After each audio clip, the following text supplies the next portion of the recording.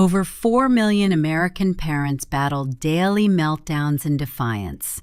But the problem isn't your child's behavior. It's the parenting rule we've been teaching wrong for generations. If you're still saying, "because I said so," counting to 3, or exhausted from repeating the same consequences, this episode will change how you raise self-disciplined kids.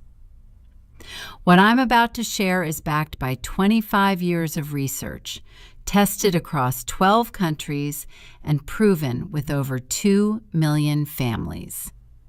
Most American parents have never heard of it.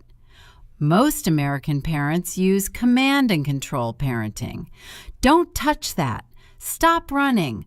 Go to timeout. Because I said so. But here's the truth. It's fundamentally broken.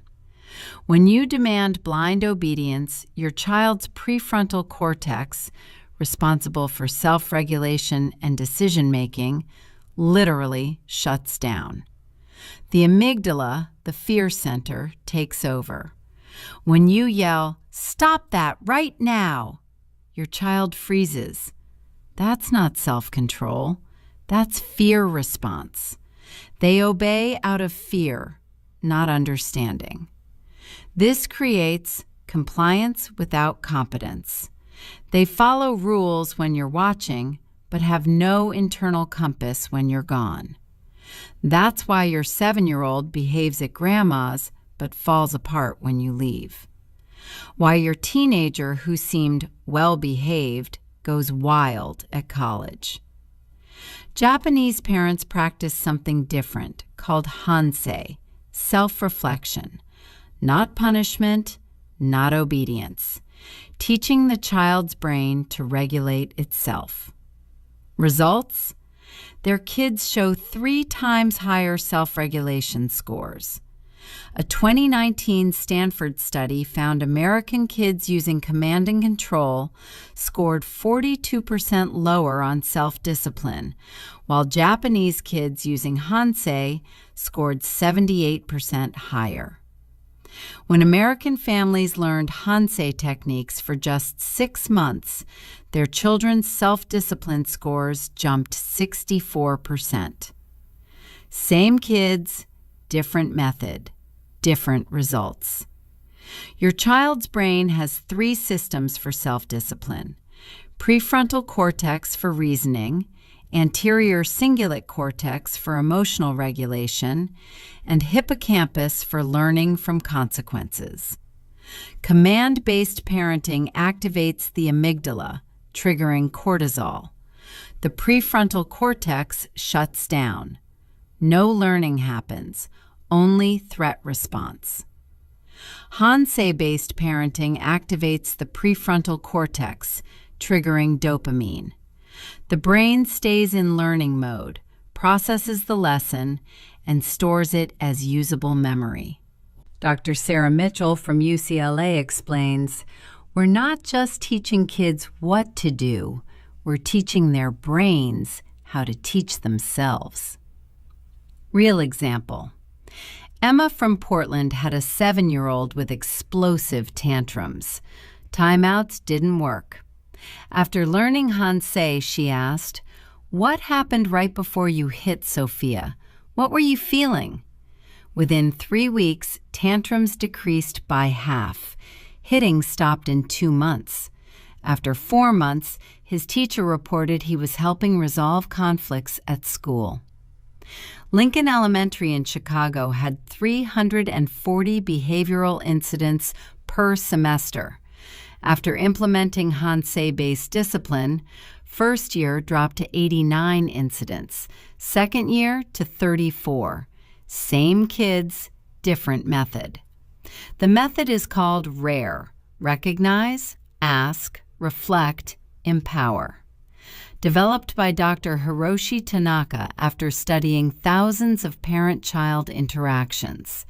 Over 2 million families now use this framework. Step 1. Recognize. 30 seconds. State what you observed without judgment. Example: your daughter Scarlett grabs a toy from brother Hudson. Wrong. Scarlett, we don't grab. How many times have I told you? Her brain. Shame triggers threat response. Amygdala activates. No learning. Right. Crouch to her level. Neutral tone. Scarlett, I noticed you took the toy from Hudson's hands. He's crying now. Her brain stays receptive, ready to learn. Step 2. Ask. 1 to 2 minutes. Use open-ended questions to activate reasoning. What do you think Hudson is feeling right now? Wait 10 to 15 seconds. Silence is thinking time. How can you tell? What do you see on his face? What happened right before he started crying? Her prefrontal cortex analyzes cause and effect. When someone takes your toy, how does your body feel? She's connecting her actions to someone else's experience. That's empathy formation. Marcus from Seattle used this with his daughter who constantly interrupted. He asked, "When you started talking while Mom was talking, what happened to Mom's words?" They stopped. And when your teacher is talking and a friend interrupts, how do you feel? Annoyed? 2 weeks later, she caught herself mid-interruption. The brain had learned. Step 3. Reflect. 1 to 2 minutes. Guide them to understand impact and alternatives. How do you feel when someone takes your toy? Remember when Hudson took your doll? You didn't like it. So when you took Hudson's toy, he probably felt, let her finish, sad like me. What could you have done differently? Don't tell her, let her brain generate the solution. Ask him. Yes! What do you think he would have said if you'd asked? When children generate their own solutions, dopamine releases, strengthening memory. When adults impose solutions, cortisol weakens memory. If Hudson said no, what else could you do? Offer scaffolding. Could you trade, play together, choose something else? I could trade my blocks for his truck. Now she has a decision tree. Ask first, trade, play together, choose something else. That's executive function development. Step 4. Empower. Let them choose how to make it right. What should you do now to make things better with Hudson? Help her build a meaningful apology. I'm sorry I took your toy without asking. That wasn't kind. Next time I'll ask first. What will you do next time you want a toy he has? I'll ask first. I know you can do that. You're learning to be a good sister. This releases dopamine, reinforcing the learning. Builds identity. I'm someone who asks first.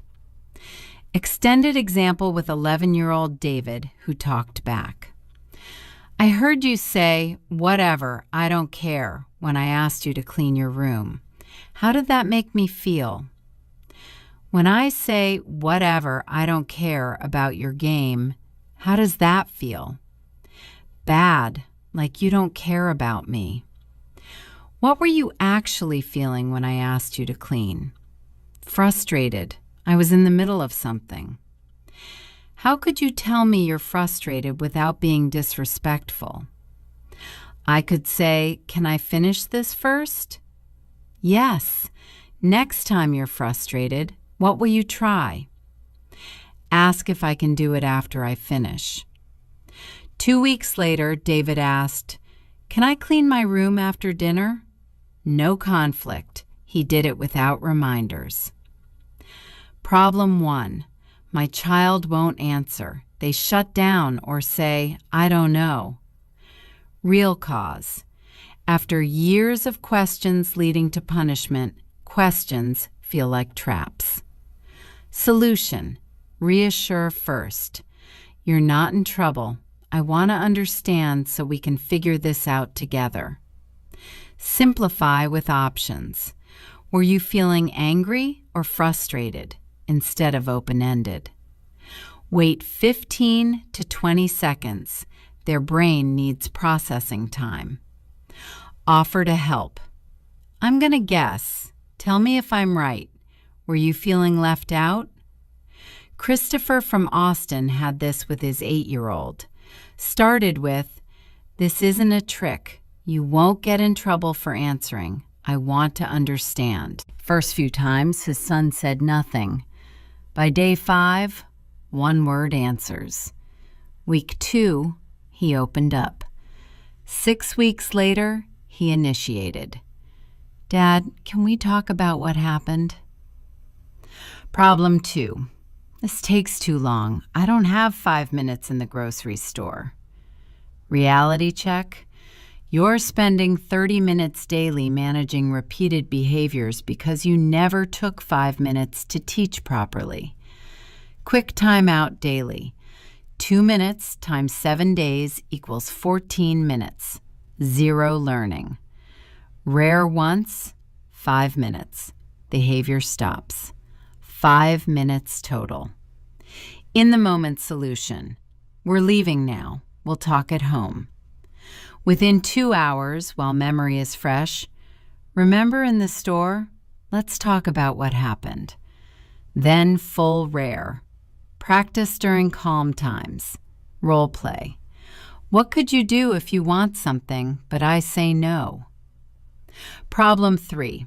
My child is too young. They're only 3. Rare works from age 2.5 to 18. Just adjust language. Toddlers. You took the toy. See, he's crying. Sad face. When someone takes your toy, you have sad face too. Give it back? Yes. 30 seconds. Same framework. Teenagers. Your math grade dropped. What's going on? How are you feeling? What options do you have? What support do you need? Problem 4. What about safety issues like running toward the street? Emergency protocol. Act first, talk later. Grab them, move to safety, firm voice. Street is danger, stay by me. 5 minutes later when calm, you ran toward the street. Cars are fast, they can hurt you. What should you do near the street? Hold my hand, show me. Safety gets immediate intervention plus firm boundary. Follow up with rare to build understanding. Weeks 1 through 2, adjustment. This will feel awkward. You'll forget steps. Action. Write R-A-R-E on a sticky note. Put it on your mirror or dashboard. Before responding, pause and breathe. Count to 3. Goal. Try one rare conversation this week. What to expect. Your child will be confused. They might test more. By day 14, pausing before reacting feels natural. Kevin from Philadelphia tried rare with his aggressive 6-year-old. Week 1 was rough. Week 2, he managed 3 complete conversations. The third, about throwing his plate, Marcus said, "I was mad because I wanted dessert first." Does throwing get you dessert? No. What would work better? Ask nicely? First real conversation after years of screaming. Months 2 through 3, breakthrough. Week 6, first unprompted apology with understanding. Week 8 through 10, your child stops themselves mid-action. Their internal voice is forming. Major misbehaviors decrease 40 to 60%. Signs, they reference past conversations. Apply lessons across situations. Come to you before acting. I'm really mad. What should I do? Lauren from Minneapolis. By month 2, her 9-year-old said, "Mom, I'm upset and want to scream, but that won't help. Can we talk?" Meltdowns dropped from multiple weekly to one every 2 to 3 weeks. Months 4 to 6, transformation. Your child develops internal guidance. You see them thinking through choices. Brain scans show measurably increased prefrontal cortex activity, 70% improvement in self-regulation. You're doing less, they're managing themselves. Thomas from Seattle. By month 5, his sons, ages 7 and 10, were fighting. The 10-year-old said, "I'm mad you used my tablet without asking, but I'll use words. Can we make a rule to always ask first?" They negotiated without adult involvement. Kids raised with commands need you to control them. Kids raised with reflection control themselves. The truth: kids don't need strict obedience. They need guided reflection to build self-discipline. Obedience is external control. Discipline is internal control. Obedience requires your presence. Discipline works when you're not there. Start now. Immediately. Write RARE on a card. Make it visible. Today, next misbehavior, pause. 1 breath, count to 3. Try the first step, recognize without judgment. Instead of, "Why did you do that?" Go to timeout. Try, "I noticed you hit your brother. He's crying now." Notice how your child responds differently. This week, practice 1 complete rare conversation. Pick a small misbehavior. Go through all 4 steps. It'll feel awkward. Do it anyway. In 14 days, you'll see your child pause before acting. That pause is their prefrontal cortex activating. That's the beginning of self-discipline. Resources. Free Rare Framework Quick Reference Guide in the description. Includes age-appropriate language for toddlers through teens, sample questions for 15 common behavioral issues, scripts for different situations, troubleshooting flowchart, progress tracking sheet, community. Comment below, what's your biggest behavior challenge? Tantrums, defiance, lying, aggression, sibling conflict? I'll respond with specific rare questions for your exact situation. Next episode, handling public tantrums and meltdowns using these same principles. Modified rare for public situations, managing embarrassment, what to do in the moment versus later, practicing ahead to prevent meltdowns. Subscribe so you don't miss it. Final thought. You're not just managing behavior, you're building a brain. Every rare conversation builds neural pathways. Every question activates the prefrontal cortex. Every reflection strengthens self-regulation. Your child isn't broken. Your child's brain is still developing, and you're the architect. Traditional methods were designed for obedience. You're raising kids for a world that rewards critical thinking, emotional intelligence, and independent decision-making. Different world, different skills, different parenting required. 6 months from now, you could have a different household. Kids who regulate emotions, siblings who resolve conflicts, less yelling, more connection. Or you could keep doing what you're doing and hope it works.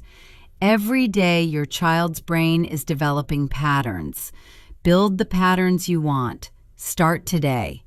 1 rare conversation, 1 pause, 1 question instead of 1 command. Your future self and your future adult child will thank you. Thanks for listening. Now go build some brains.